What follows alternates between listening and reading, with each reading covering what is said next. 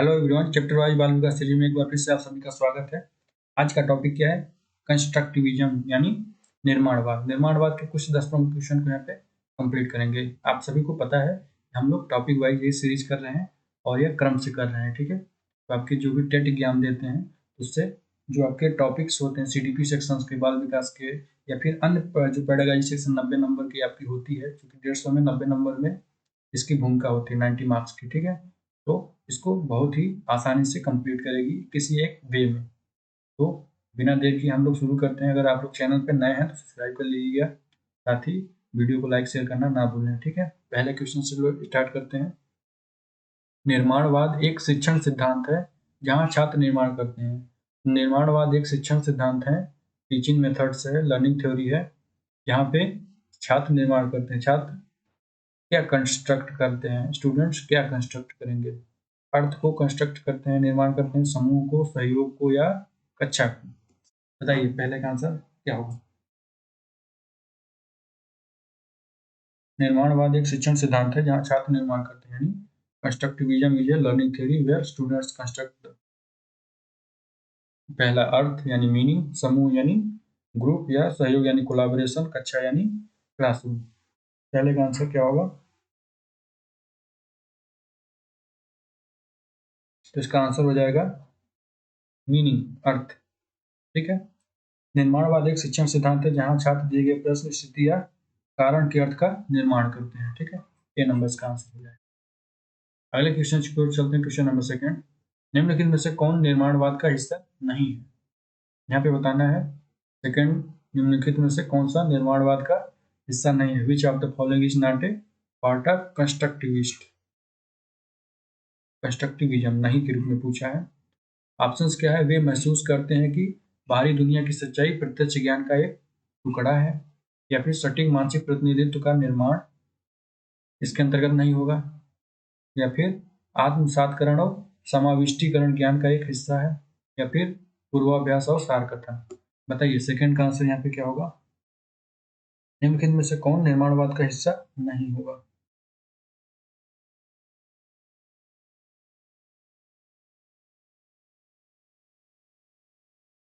तो इसका आंसर क्या हो जाएगा सेकंड का? डी नंबर, पूर्वाभ्यास और सार कथन, यानी रिहर्सल एंड रिकैप्चुलाइजेशन, यानी पूर्व अभ्यास और सार कथन, ठीक है। ज्ञान का निर्माण मानसिक प्रसंस्करण और पर्यावरण के प्रत्यक्ष अवलोकन के माध्यम से किया जाता है, ठीक है। सेकंड का आंसर डी नंबर। अब हम लोग क्वेश्चन थर्ड की ओर चलते हैं, नेक्स्ट क्वेश्चन की ओर। ज्ञान मीमांसा के क्षेत्र से संबंधित है, ये काफी मोस्ट है। बताओ इसका क्या आंसर हो जाएगा थर्ड का? ज्ञान मीमांसा यानी epistemology deals in the field of, यानी epistemology deals in the fields. तो सामाजिक मूल्यों की समस्या के रूप में, शारीरिक क्षमता से कुछ परे, या फिर तर्क के रूप में, या फिर ज्ञान का स्रोत के रूप में। ज्ञान मीमांसा के क्षेत्र से कौन संबंधित होगा? सामाजिक मूल्यों की समस्या, साहित्य तत्व से परे कुछ, या फिर तर्क या ज्ञान का स्रोत। बताइए थर्ड का आंसर डी नंबर हो जाएगा, ज्ञान का स्रोत यानी सोर्स ऑफ नॉलेज। ज्ञान मीमांसा के क्षेत्र से संबंधित है, सोर्स ऑफ नॉलेज ज्ञान का क्षेत्र, डी नंबर, ठीक है। क्वेश्चन नंबर 4, एक व्यक्ति या एक बच्चे का शैक्षिक उद्देश्य क्या है? एक व्यक्ति या एक बच्चे का जो शैक्षिक उद्देश्य होता है वो क्या होता है? धर्म का अनुयायी होता है वह शैक्षिक उद्देश्य, या फिर एक व्यक्ति का अलगाव होता है शैक्षिक उद्देश्य, या फिर समाज के साथ सहयोग करने के रूप में होता है, या फिर सेल्फ रियलाइजेशन, सेल्फ एक्चुअलाइजेशन यानी आत्मबोध के रूप में होता है। फोर्थ का यहाँ पे आंसर क्या होगा? तो इसका आंसर हो जाएगा शैक्षिक उद्देश्य के रूप में क्या होगा? Educational M. इसका आंसर हो जाएगा सी नंबर, समाज के साथ सहयोग करें। एक व्यक्ति समाज का एक हिस्सा है, यहाँ शिक्षा का उद्देश्य समाज में सुधार करना, सामाजिक समस्या को समझना और समाज के साथ सहयोग करना, ये प्रमुख शैक्षिक उद्देश्य के रूप में जाना जाएगा। फोर का आंसर सी। क्वेश्चन नंबर 5, निर्माणवादी दृष्टिकोण का परिणाम है। बताइए निर्माणवादी दृष्टिकोण का परिणाम क्या होगा? स्कूल के बारे में व्यवहारवादी सोच के रूप में, संज्ञानात्मक मनोविज्ञान के रूप में, सामाजिक मनोविज्ञान के रूप में, या बी और सी दोनों के रूप में, यानी संज्ञानात्मक और सामाजिक मनोविज्ञान के रूप में। निर्माणवादी कंस्ट्रक्टिविज्म के बारे में बात करना है। कंस्ट्रक्टिविस्ट अप्रोच यानी निर्माणवादी दृष्टिकोण का जो आपका परिणाम है, आउटकम क्या होगा। 5 का आंसर इसका आंसर हो जाएगा डी, दोनों, यानी आपका जो संज्ञानात्मक मनोविज्ञान है और सामाजिक मनोविज्ञान, सोशल साइकोलॉजी और कॉग्निटिव साइकोलॉजी दोनों सम्मिलित होंगे कंस्ट्रक्टिविस्ट अप्रोच के रूप में, इसके आउटकम के रूप में। ठीक है, बाहरी दुनिया को समझने के लिए एक व्यक्ति समाज या परिवेश में बातचीत करता है और यह मानसिक कार्यप्रणाली का हिस्सा होता है। एक बच्चा सामाजिक संपर्क के माध्यम से अपनी संज्ञानात्मक क्षमताओं को सुधार करता है, तो यह संज्ञानात्मक क्षमताओं के अंतर्गत आएगा। 5 का आंसर डी, संज्ञानात्मक और सामाजिक।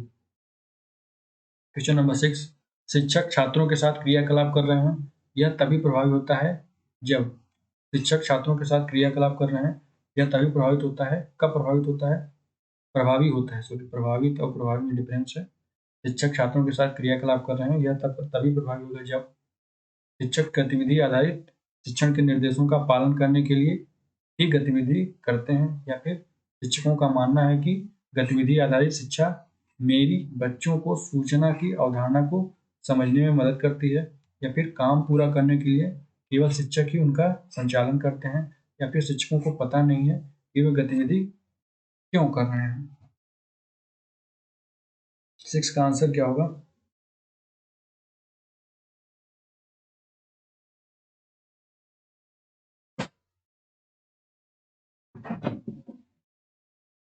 यहाँ पे 6 का आंसर क्या होगा, तो बी नंबर हो जाएगा। शिक्षकों का मानना है कि गतिविधि आधारित शिक्षा मेरी बच्चों को सूचना की अवधारणा को समझने में मदद करेगा। ठीक है, गतिविधि आधारित शिक्षा बच्चों के छिपे या अव्यक्त ज्ञान का पता लगाने में मदद करती है, क्योंकि गतिविधि के माध्यम से वह उसको रिप्रेजेंट कर पाते हैं। 6 का आंसर बी, यह प्रभावी होता है उसमें। क्वेश्चन नंबर 7, निर्माणवाद पर जोर देता है, यानी निर्माणवाद पे कौन जोर देगा। कंस्ट्रक्टिविस्ट एम्फेसाइज अपॉन, पहला, दुनिया के बारे में अपने ज्ञान का निर्माण करने में शिक्षार्थी की भूमिका पर, या फिर नकल की भूमिका पर जोर देना, या फिर रट्टा सीखने की भूमिका पर जोर देता है, या फिर शिक्षक केंद्रित शिक्षा पे जोर देता है। बताइए 7 का आंसर क्या होगा। जो आपका कंस्ट्रक्टिविज्म एम्फेसाइज होता है, तो वह किस पे जोर देता है, किस पे डिपेंड करता है, किस में फोकस करता है। तो यहाँ पे 7 का आंसर क्या हो जाएगा, ए, दुनिया के बारे में अपने ज्ञान का निर्माण करने में शिक्षार्थी की भूमिका पर। जो आपका रचनावाद का सिद्धांत है, बाल केंद्रित शिक्षा पर केंद्रित होता है, एक छात्र को अपने स्वयं के ज्ञान को बनाने और तलाशने का अवसर देता है। रचनावादी, निर्माणवादी या कंस्ट्रक्टिविस्ट एक ही नाम है सब। 7 का आंसर ए। क्वेश्चन नंबर 8, सीखने का सिद्धांत जो सक्रिय शिक्षण पर निर्भर करता है उससे जुड़ा है, कौन जुड़ा होता है। सीखने का जो सिद्धांत है सक्रिय शिक्षण पर निर्भर करता है, उससे जुड़ा है, तो विकास संबंधी से जुड़ा है, निर्माणवादी से जुड़ा होता है, बिहेवियरिस्ट यानी व्यवहारवादी से जुड़ा होता है, फंक्शनलिज्म यानी कार्यात्मक रूप से जुड़ा होता है। 8 का आंसर यहाँ पे क्या हो जाएगा, सीखने का सिद्धांत जो सक्रिय शिक्षण पर निर्भर करेगा।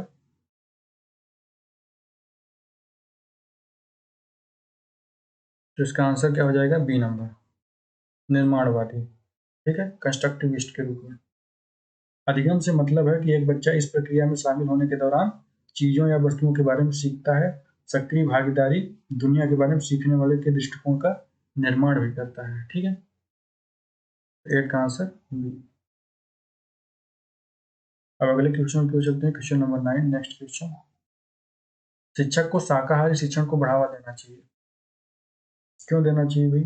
9th का आंसर, कक्षा को समरूप समता में विभाजित करें,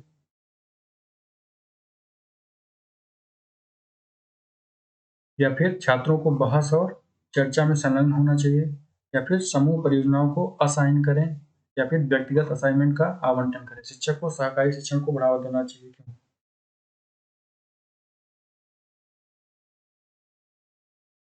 सहकारी शिक्षण में क्या होता है? कोऑपरेटिव लर्निंग के बारे में बात करना है। सहकारी शिक्षण यानी कोऑपरेटिव लर्निंग। 9 का आंसर क्या हो जाएगा? तो इसका आंसर हो जाएगा सी, समूह परियोजनाओं को असाइन करें। सरकारी शिक्षण में छात्रों को एक विषम समूह में विभाजित किया जाता है जहाँ वे एक समूह परियोजना पे काम करते हैं।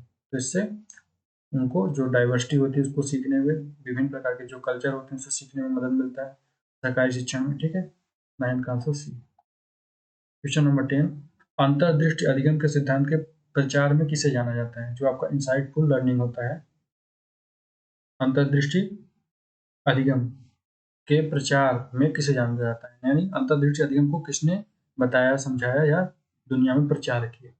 तो वाइगोस्की महोदय ने, जीन पियाजे ने, कोहलर ने, स्किनर ने।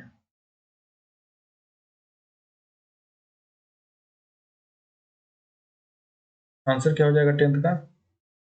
इसका आंसर हो जाएगा कोहलर। इनका पूरा नाम वोल्फगैंग कोहलर के रूप में जाना जाता है, जिन्होंने एक जर्मन गेस्टाल्टवाद थे और यह अंतर्दृष्टि अधिगम को काफी ज्यादा प्रचारित किया, बढ़ावा दिया है। ठीक है, तो यहाँ पर 10th का आंसर सी हो जाएगा। ठीक है, तो आपका ये कंस्ट्रक्टिविज्म यानी निर्माणवाद के 10 प्रमुख क्वेश्चन यहाँ पे हम लोग कंप्लीट कर लिए हैं। और ये वीडियो सीरीज आप सभी को अच्छा लग रहा होगा। साथ ही ये बताना मत भूलना कितने मार्क्स मिल रहे हैं, क्योंकि ये सबसे इम्पोर्टेंट है। इसका प्रमुख उद्देश्य है कि क्वेश्चंस को करो और फाइंड करो कि आपका जो लेवल है किस हद तक है। काफ़ी आसान क्वेश्चंस होते हैं, टॉपिक वाइज क्वेश्चन होते हैं, तो आपको काफ़ी महत्वपूर्ण भूमिका निभाते हैं। इसको यहीं समाप्त करते हैं, अगले वीडियो में कुछ अलग टॉपिक के साथ उपस्थित हों।